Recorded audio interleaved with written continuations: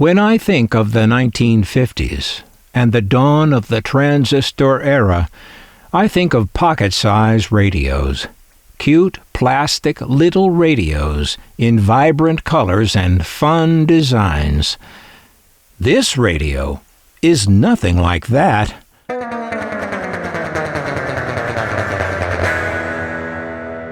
Some collectors of transistor radios specialize in those pocket-sized models. Some collect the coat pocket-sized models, and some the larger models with handles called portables. Whatever the size, most prefer the plastic models, where the 50s styling could be played out in all its glory, with arrows and chevrons and stars and wings and luscious plastic underpainting. But our Olympic here is a pitiful radio that has none of that. Maybe I feel sorry for it, but somehow I have really taken a liking to this thing. It's not plastic, not small, not technologically advanced or historically significant. The only thing I can think of that might account for my fondness for it is my contrary nature. If you're a collector, you probably understand. Olympic, offering you TV, hi-fi, tape recorders, imported hi-fi, radios, and phonos.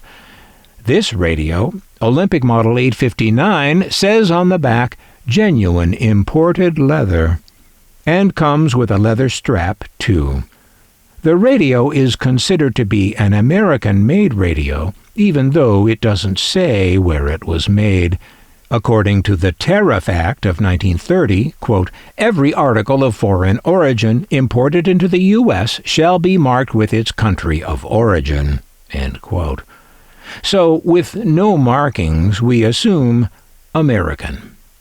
But to look at the chassis, well, it might be U.S. made, but you can easily make a case for it being made in Japan.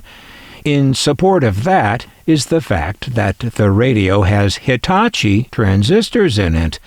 There's an open metal tuning capacitor and quite a sizable speaker. Both of those things suggest American, but some of the earlier Japanese radios were made that way too. The radio is powered by 4 penlight batteries. On the label inside it says Olympic Radio and Television. Olympic! This is the New York-based Olympic Radio and Television, Inc. Look for the golden torch, your assurance of quality. 22 years in business on a brochure from around 1958 puts their founding at around 1936. By the late 1950s, Olympic was making console hi-fi sets, televisions, radios, and even air conditioners. In 1956, Olympic had rushed to market their first transistor radio, which was one of their tube radio models that they adapted for use with transistors, and literally plugged those transistors into the chassis' tube sockets. There's a video on this channel all about this goofy Olympic Model 447. Olympic's particular niche in the consumer electronics business was as the world's leader in combinations, by which they meant television sets combined with radios and phonographs. The idea was you could get all three for just the price of a TV, and that was the pitch in ads like, "Three-way fun all in one." When am I going to get the chance to dance with a girl in a dress like that?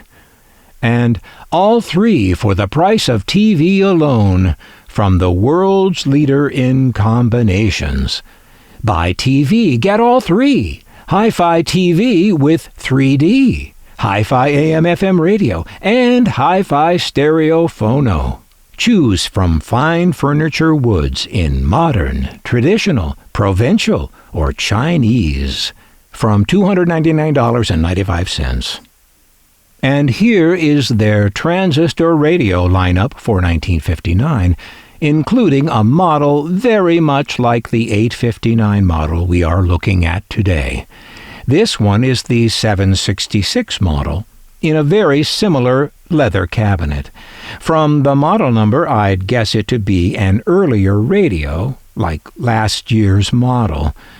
I wonder if its chassis is the same as the 859 or is, as I might expect, more American. Well, it seems I have one of those 766 models, and here it is. Another radio with just about nothing going for it. My collection is full of radios nobody else would want, and again, I like it.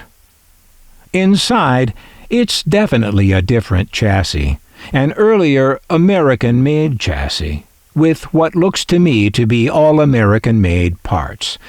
The transistors are by RCA, and they're not soldered to the board, but are instead plugged into sockets, as we saw on some of the earliest transistor radios. So the 776 with plug-in transistors was still a current model in the 1959 catalog. My guess is the 859 replaced it that year. Now, have a look at this 771 model. It looks familiar, too. Haven't we seen that somewhere? Oh, yes, as a holiday, in another video on this channel.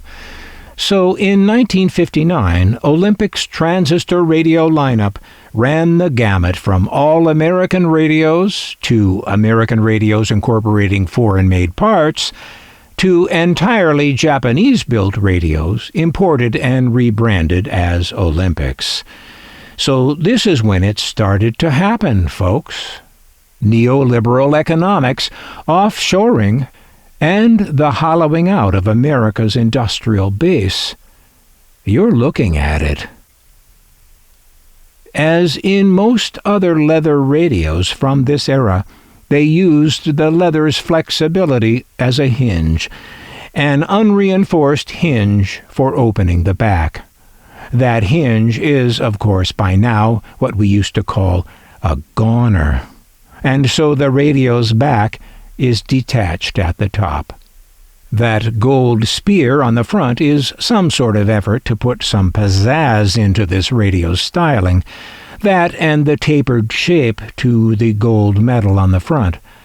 But it's the metal lettering that speaks to me. Automobile-style lettering with the company name scripted out in gold. Such lettering also appears on the front of the 447 model and the 766 model. You'd think that the lettering style of these three scripts would be identical, but they aren't. Where we today fetishize the consistency and efficiency of such things as logos being strictly identical wherever they appear, back then, I guess they didn't.